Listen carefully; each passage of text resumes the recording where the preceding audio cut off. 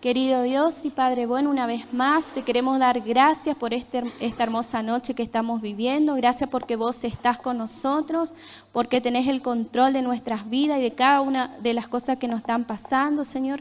Queremos entregarte a ti y pedirte que en esta hora nos prepare para que realmente podamos abrir nuestros oídos espirituales para escuchar tu palabra y que realmente llegue a nuestro corazón para que podamos poner por obra.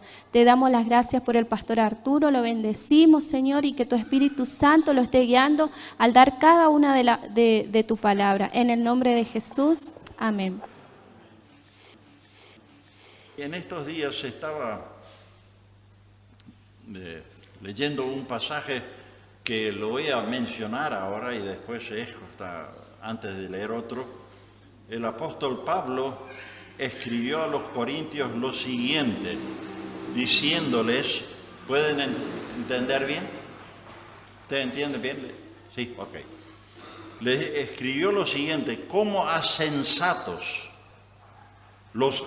os hablo, juzgad vosotros lo que digo. Y eso es muy interesante, de que el apóstol Pablo alentó a las personas que estaban escuchando sus mensajes que ellos evalúen lo que él estaba predicando, que no simplemente digan, bueno, es así la palabra de Dios, nada más ni nada menos, sino que él invita a personas a que realmente presten atención, que escudriñen después las Escrituras como los de Berea, para saber si las cosas que se predican realmente tienen un fundamento bíblico. Y yo en esta noche quisiera hacer algo, referencia a la mayordomía.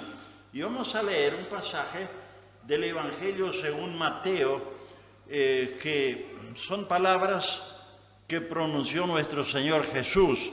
Y generalmente cuando leemos pasajes donde nos habla el Señor Jesús, son pasajes que merecen tenerlos muy en cuenta. ¿Por qué? Porque provienen del corazón del mismo Dios. Jesús dijo lo siguiente en Mateo 25, versos 14 y siguientes. Dice, el reino de los cielos es como un hombre que, yéndose lejos, llamó a sus siervos y les entregó sus bienes a los siervos. Y a uno dio 5 talentos, a otro 2 y a otro 1 talento, a cada uno conforme a su capacidad.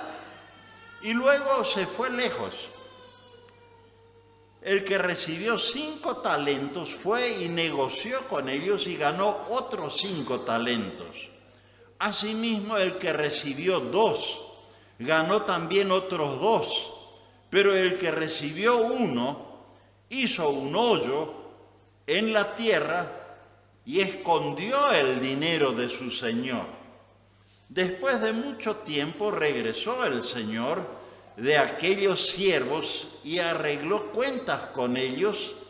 Se acercó el que había recibido 5 talentos y trajo otros 5 talentos, diciendo, Señor, 5 talentos me entregaste, aquí tienes, he ganado otros 5 talentos sobre ellos. Y su señor le dijo, bien, buen siervo y fiel, sobre poco has sido fiel, sobre mucho te pondré, entra en el gozo de tu señor. Y se acercó el que había recibido 2 talentos y dijo, Señor, 2 talentos me entregaste, aquí tienes, he ganado otros 2 talentos sobre ellos. Y su señor le dijo, bien, buen siervo y fiel, sobre poco has sido fiel, sobre mucho te pondré, entra en el gozo de tu señor.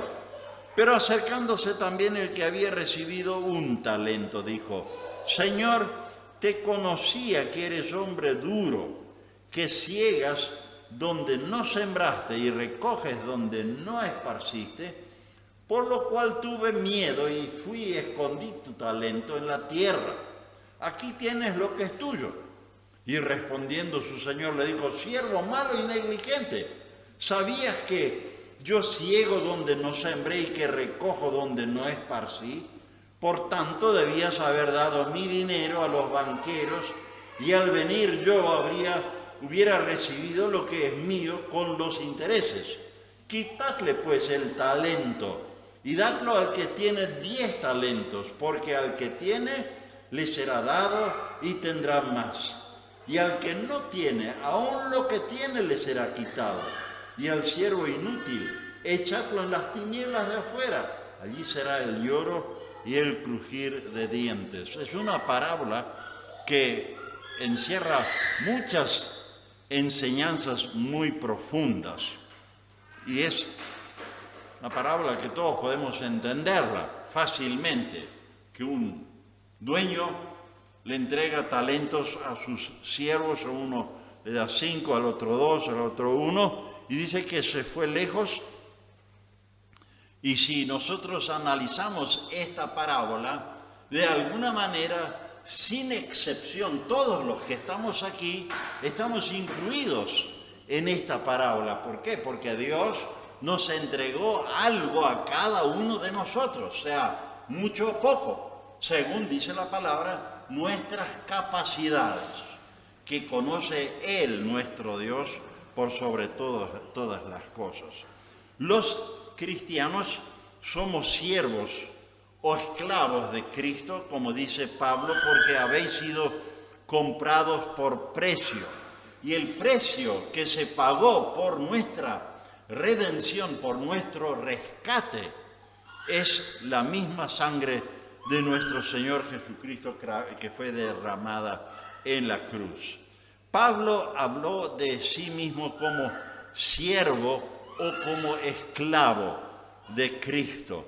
Él sugirió que la única manera como podamos permanecer libres de Satanás y libres de la esclavitud del pecado es si nosotros nos convertimos en esclavos de nuestro Señor Jesucristo.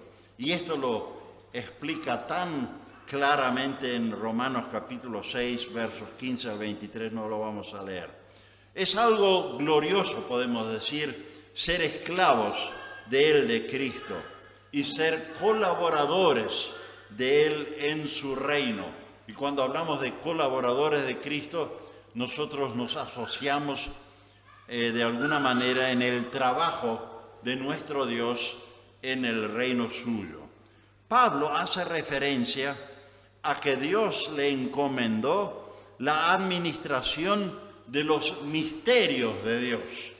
Y Jesús habla de que nosotros en este pasaje somos mayordomos de Dios. Esto indica un privilegio y también al mismo tiempo una gran responsabilidad. Emplean aquí estos pasajes, estas descripciones, siervos como esclavos, como colaboradores de Dios. Se emplea la palabra administradores o mayordomos, pero es interesante notar de que la palabra no habla de nosotros como que fuésemos amos o dueños o propietarios o patrones. Eso es algo muy notable. Y la razón por qué la palabra no nos habla de esa forma es la siguiente. En 1 Corintios capítulo 4, verso 7 leemos, ¿por qué? ¿Quién te distingue o qué tienes que no hayas recibido? Vamos a seguir viendo un poco esto. Y si lo recibiste, ¿por qué te glorías como si lo hubieras recibido? Nosotros tenemos muchas cosas que las hemos recibido ya de nacimiento. A mí, por ejemplo, si yo voy a un negocio y quiero comprar un guante, entonces me miran y dicen, pero qué mano grande que tiene, ¿eh? Y claro, esa es una mano que yo recibí. Dije a mucha gente por allí, le digo, esta mano grande ya me ayudó en tantas oportunidades y tan bien. Entonces se tienen que sonreír, ¿qué va a hacer? Pero es algo que yo recibí. No hice gran cosa por tenerlo. Algunas cosas las tenemos porque las adquirimos o por allí también porque las alquilamos. Pero el dueño absoluto de todas las cosas es Dios. Y es un pasaje que a mí siempre me gusta leerlo en el Salmo 60, donde Dios dice, yo soy Dios tuyo. Y luego sigue diciendo en el Salmo 50, no tomaré de tu casa becerros ni machos cabríos de tus apriscos, o en el caso mío, ovejas, porque mía es toda bestia del bosque y los millares de animales en los collados. Conozco todas las aves de los montes y todo lo que se mueve en los campos me pertenece. Si yo tuviera hambre, no te lo diría a ti, porque mío es el mundo y su plenitud. Eso dice Dios mismo. O sea que todo le pertenece finalmente a Dios, y esto es algo maravilloso. Claro, nosotros trabajamos, ahorramos, luchamos, administramos, haciendo esfuerzos para lograr ciertas cosas que decimos que nos pertenecen. ¿Por qué? Porque las logramos con nuestros esfuerzos. ¿Son nuestras? En cierto sentido. Podemos tener una casita, una bicicleta, un auto, unas gallinas, conejos o lo que fuere. Pero finalmente la palabra nos dice, por encima de todo está Dios, a quien le pertenecen todas las cosas. Y eso nos resulta un poco difícil a veces de entenderlo bien. La Biblia dice que Dios nos formó. Y en 1 Timoteo 6:8 dice, nada hemos traído a este mundo y sin duda nada podremos sacar. Yo me acuerdo del bisabuelo de Jessica, que él siempre cuando hablaba en un devocional o en un mensaje, él solía decir a la gente, cuando vayan a un sepelio, fíjense en las manos de las personas que están en el ataúd. No llevan nada. Así es. Pero estamos en este mundo y finalmente luchamos, trabajamos y vamos a ver que esto es correcto. Dios nos puso como administradores porque Él nos confió muchas cosas.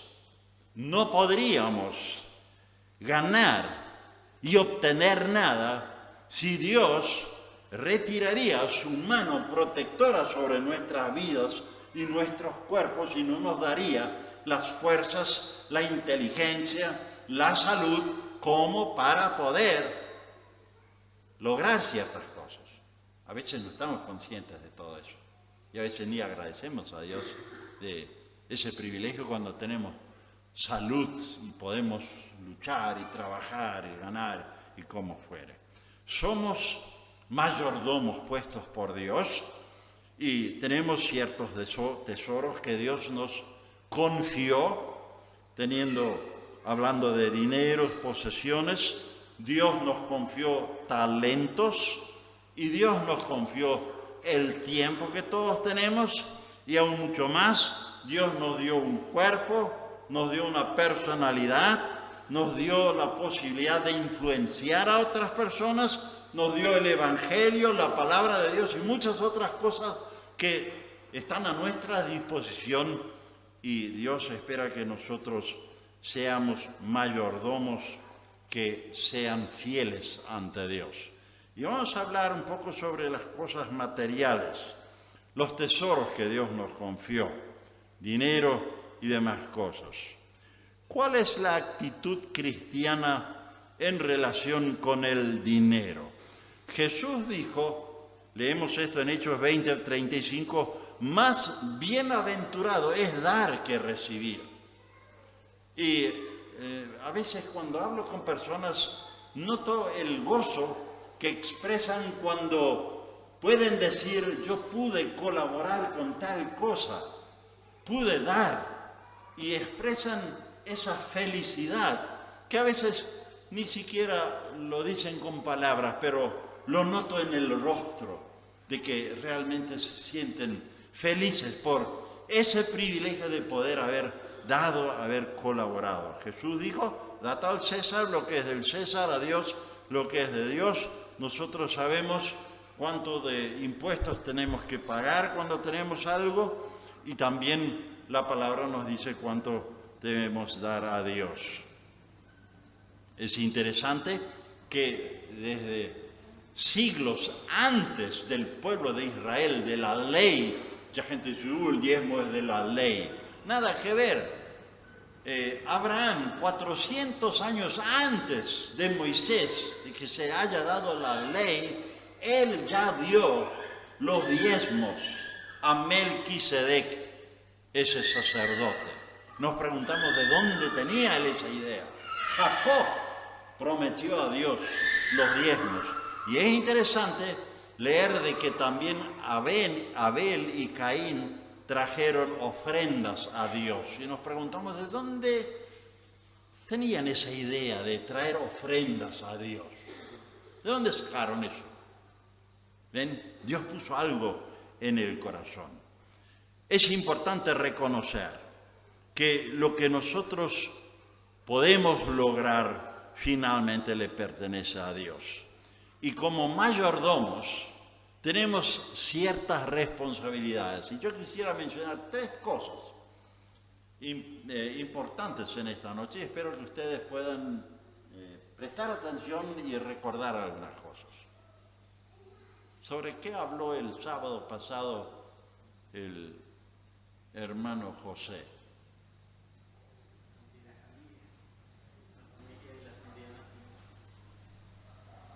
¿Cuál era el pasaje? ¿Cómo? Correcto. Y siguientes. Él habló sobre el tema de la santidad que se menciona en ese pasaje. Simplemente es para hacer una pequeña prueba.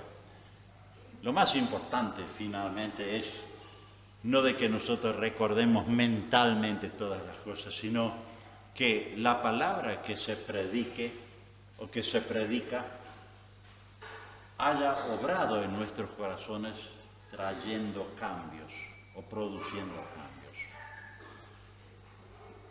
Me acuerdo de una ilustración que leí por ahí de un pastor que fue a visitar a miembros y se encontró con una hermana que estaba asistiendo a los cultos y también le hizo esa pregunta, ¿y qué se predicó el sábado? Y ella no sabía qué pasaje, ni qué tema, ni nada. Entonces ella dijo, mire, es como la ropa blanca que yo estoy lavando. La pongo aquí al sol y el sol la seca, pero lo más importante es que esta ropa pueda usarse y que el agua haya producido este cambio en una ropa que no se pudo usar y que ahora es blanca y reluciente. Y claro, eso es lo que quiere la palabra en nuestras vidas. Más importante es el cambio que produce. Bueno, 3 cosas vamos a recordar. En primer lugar, como mayordomos, Dios espera, y yo copio aquí ahora algo de un gran hombre de Dios, Juan Wesley, que aconsejó lo siguiente: que ganemos todo lo que podamos como administradores, como mayordomos de Dios. En la parábola aquí, ¿qué pasó con aquel siervo que hizo un hoyo y guardó el talento? ¿Cómo? ¿Solamente eso? ¿Solo eso? ¿Cómo? O sea, que tuvo que contar con un castigo. Con un castigo. ¿Ven qué significa eso? ¿No? Que nuestra diligencia ante Dios tiene su importancia. Dios no va a hacer nunca lo que nosotros podemos hacer. aunque le pidamos de rodillas. Nosotros tenemos una huerta en casa y mi esposa se está quejando que hay ciertas cosas que yo tendría que trasplantar. No me puedo venir a arrodillar y decir, Dios, hay que trasplantar esta cebolla ahí. No, es mi responsabilidad. Y así hay muchísimas cosas que no le vamos a pedir a Dios, sino que tenemos que hacerlas nosotros, ¿no? Es nuestra responsabilidad y trabajar lo mismo. Cuando trabajamos para ganar todo lo que podemos, debemos hacerlo sin perjudicar nuestra salud. ¿Qué significa eso? Es necesario alimentarnos bien, descansar, organizar el trabajo, etcétera, etcétera. Ganarlo todo sin perjudicar nuestra vida espiritual, nuestra relación con Dios. Tomarnos el tiempo para orar, para meditar en la palabra, participar de las reuniones, participar de la obra del Señor. También ganar sin perjudicar a nuestros prójimos, hacer bien el trabajo. Cuando una persona hace un trabajo, va a pasar una factura, que esa factura sea acorde al trabajo que se va a hacer. Eso es importante. Ganar todo lo que se pueda sin aprovecharse de otras personas, de su ingenuidad y credibilidad. Con nuestro consuegro, ya hace años que está con el Señor. Y era una persona que le creía a todo el mundo, vivía en el Chaco. Y vinieron aquí a Posadas para ir al Paraguay a hacer algunas compras. Y volvió, dijo, mire, me mostró así una serie de cosas que había comprado. Dijo, me dijeron que es importado. Claro, le creía a todo el mundo.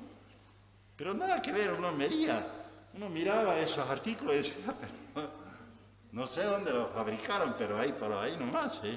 Nada importado, pero como le decían importado, él creía estas cosas. Así le embromaron de múltiples maneras. También en el Chaco los hijos contaban, nuestro yerno, y el padre cuando venían a venderle productos para el campo, a veces eran productos que ya no se vendían más. Y le decían, este producto es buenísimo. Y bueno, él entonces creía a todo el mundo. Es que en cierto sentido diríamos como ingenuo, ¿no? Debemos ganar las cosas de una manera genuina y honesta.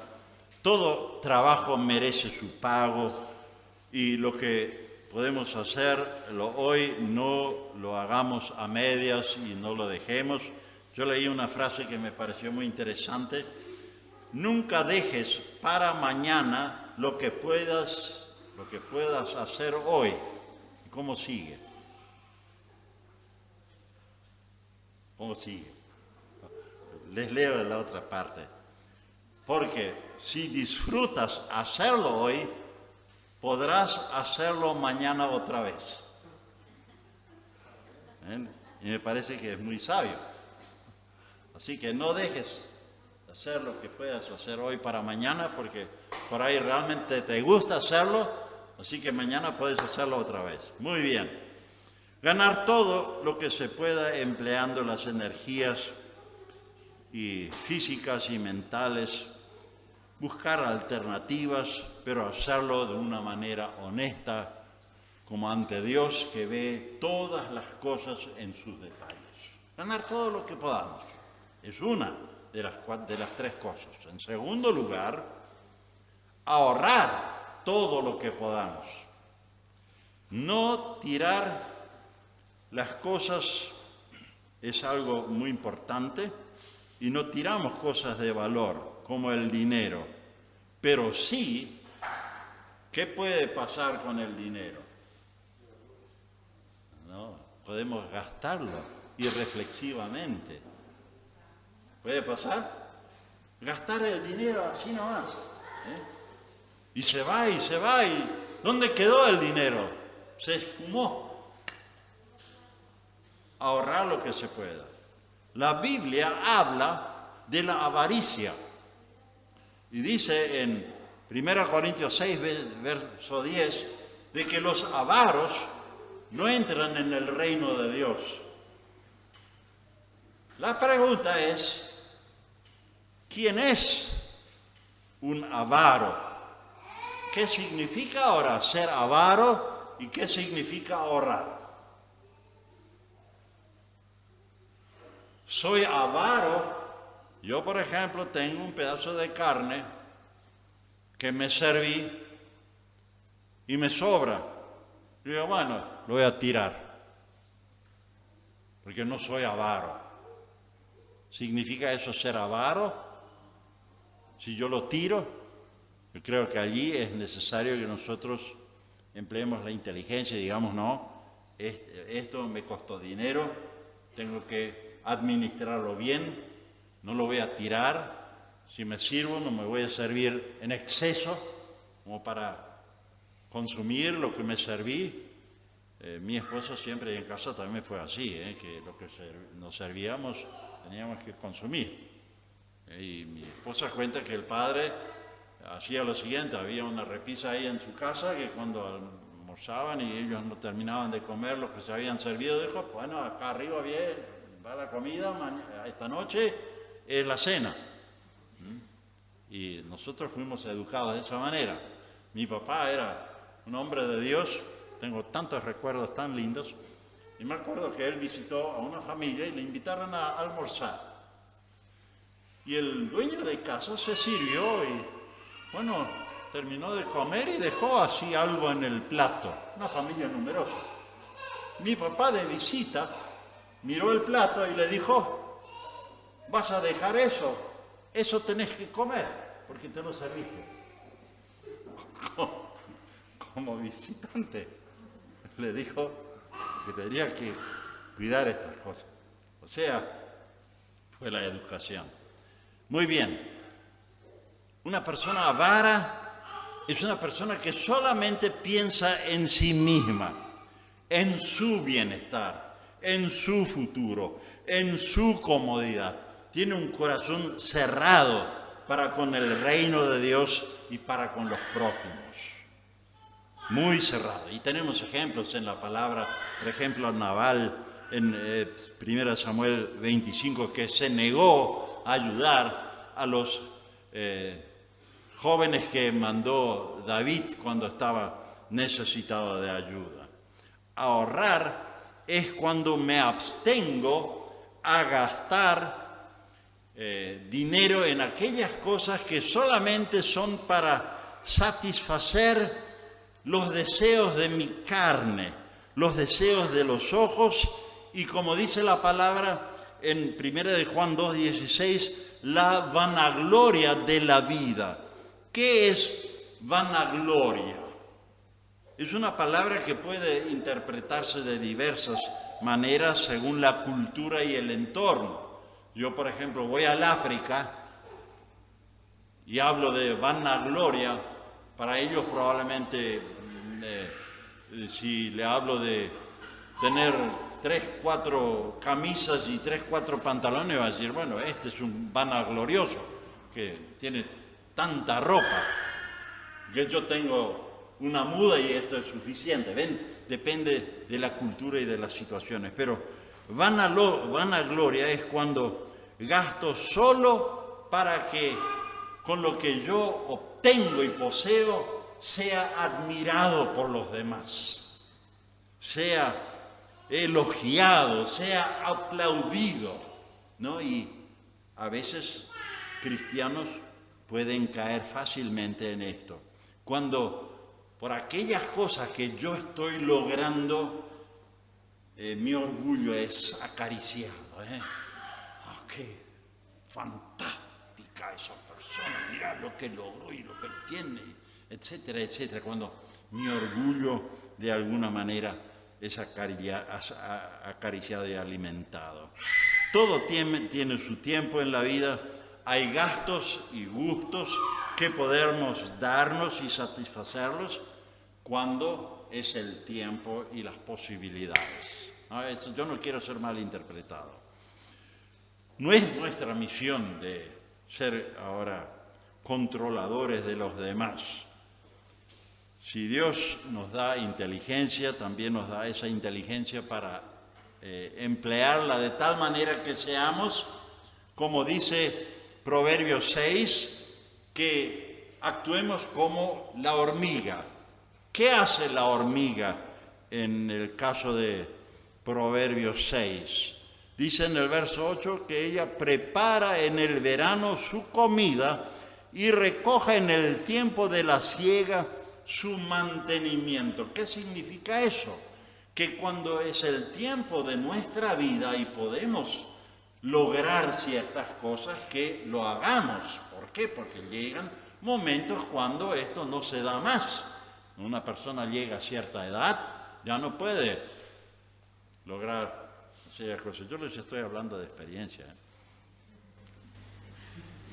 ¿no?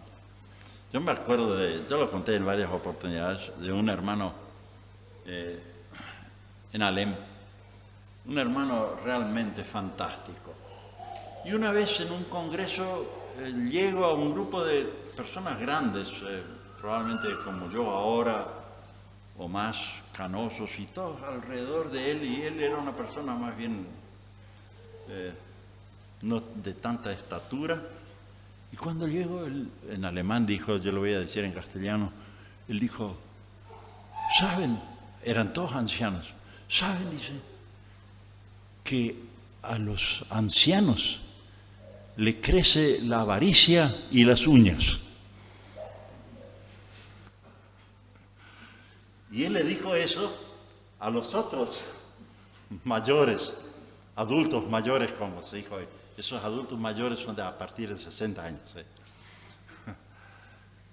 Esos adultos mayores, cuando oyeron eso, que a la gente mayor le crecen las uñas y la avaricia, le quedaron mirando y como él era de la misma edad no le dijeron nada, pero quedaron reasombrados.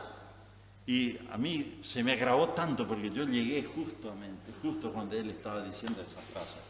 Y es así, que esas cosas hay que tenerlas en cuenta. Jesús dijo, no os afanéis por el mañana, porque el día de mañana tendrá su afán. No debemos sacar este pasaje del contexto en el cual fue dicho, ¿no? Porque hay gente que dice, no hace falta que yo me preocupe por el mañana. No es necesario que yo me preocupe por el futuro. Hoy es lo importante. Y se olvidan de que leímos anteriormente en Proverbios 6 de que nosotros seamos previsores como la hormiga, ¿no? En que la palabra de Dios, toda la palabra de Dios fue inspirada por el Espíritu Santo y no podemos sacar un pasajecito aquí porque me conviene y el otro no me acuerdo y no quiero acordarme porque no me conviene en este momento, sino que toda la palabra de Dios. Y algo más. En tercer lugar, así que ganar lo que podemos, ahorrar lo que podemos, y en tercer lugar, dar todo lo que podamos. Todo lo anterior, ganar y ahorrar, no tiene sentido si lo que nosotros ahorramos y ganamos no tiene una finalidad digna. ¿Por qué vamos a ganar todas estas cosas? La palabra nos dice, no os engañéis, Dios no puede ser burlado, porque todo lo que el hombre sembrare, eso también cosechará. Y la pregunta aquí es, ¿qué estamos sembrando ahora en este mundo, en el reino de Dios? ¿Qué estamos sembrando? ¿No? Jesús dijo, más bienaventurado es dar que recibir. No podemos dar si primeramente no lo tenemos para dar. Y no podemos dar si no podemos contar con las bendiciones de Dios. Pero si Dios nos bendice, vamos a recordar eso, que Dios es el dueño de todas las cosas y Él nos da el privilegio de participar en su reino. Somos mayordomos puestos por Dios y Dios nos dio ese privilegio. Es Dios quien reparte también los talentos, y si nosotros queremos saber qué puso Dios en cada uno de nosotros, la mejor forma de descubrirlo es de ponernos a trabajar y activar aquello que nosotros pensamos que Dios quiere que hagamos en su reino, en la iglesia. Y quizás empezamos a simplemente barrer el templo. Es un don, el don de servir. Ese don no habla mucha gente. Muchas veces se habla del don de sanidad y de otros dones, pero ese don de servir no es tan conocido. Notable, ¿no? ¿Por qué es así? Pero, ponernos a trabajar, y tarde o temprano, y ahí está la cuestión de los dones que reparte Dios. No solamente nosotros, sino otras personas se van a dar cuenta cuál es el don que Dios ha puesto a nosotros. Y van a corroborar probablemente aquel sentir que tenemos dentro de nosotros. Y termino con algo más. Nosotros también somos mayordomos del tiempo. Y es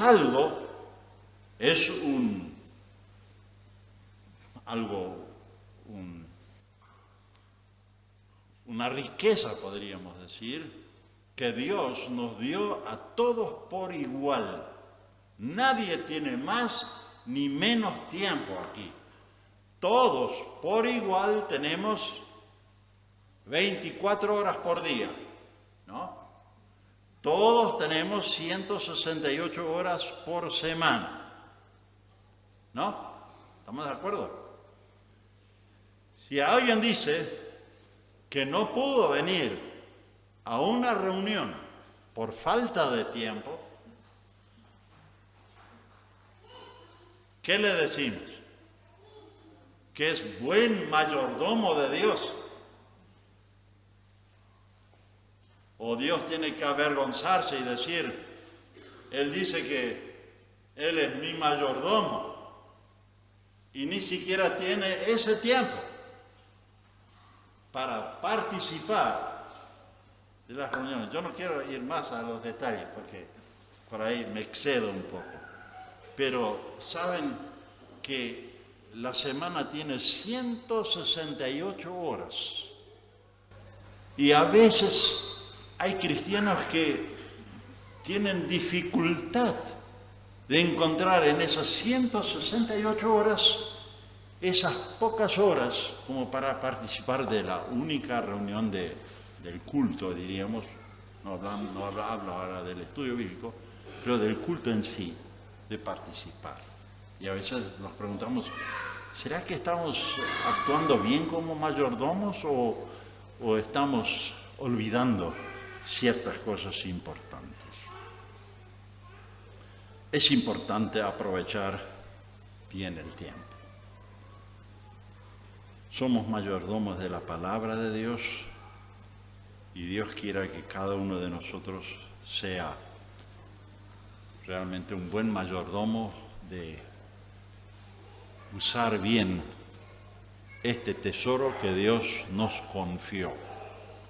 Porque el Señor Jesús lo dijo claramente que debemos escudriñar las Escrituras para reconocer que Él es aquel que Dios envió a este mundo para redimirlo.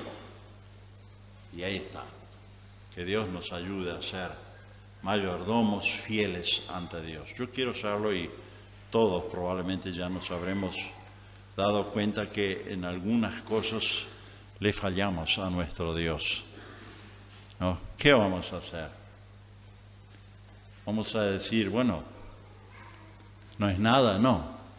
Vamos a pedir que Dios realmente con su sangre cubra aquellas cosas que nosotros hicimos mal, pero también vamos a prometerle y decirle, Señor, yo quiero actuar de tal manera que tú puedas mirarme como un mayordomo fiel, que realmente está usando esos talentos que has puesto en mi vida de tal manera que aquel día cuando yo tengo que comparecer ante ti, realmente sea digno de comparecer. Yo creo que ya lo dije en algunas oportunidades aquí.